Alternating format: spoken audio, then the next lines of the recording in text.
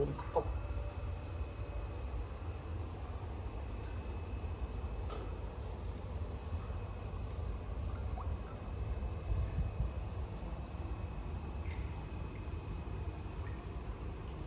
រៀបចំដុសជើងដាច់កន្ទុយបន្តិចម្ដងហើយ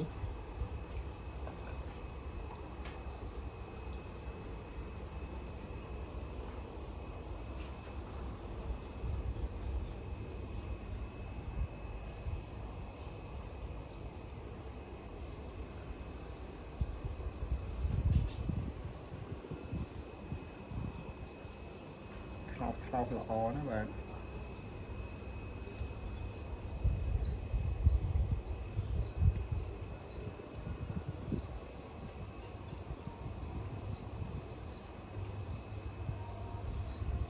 សម្រាប់បងប្អូនយើងដែលមានតម្រូវការកូនកង្កែបយកទៅចិញ្ចឹមអាចទំនាក់ទំនងនឹងរកទិញបានបាទនេះចិត្តរៀបចំដុសជើងម្ដើមរៀបចំដាច់កន្ទុយម្ដើមហើយកូនអុកសុខភាពល្អមូលថ្លោះដុសជើងក្រោយហើយបាទ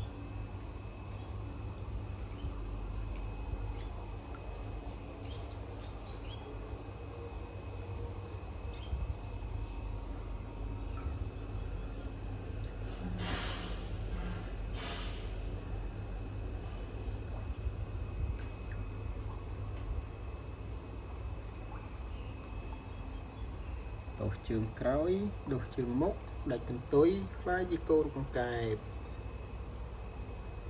ឥឡូវនៅក្អុកឡើយទេ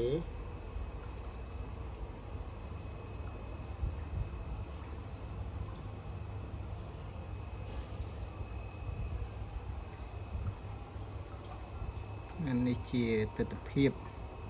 នឹងការរៀបចំ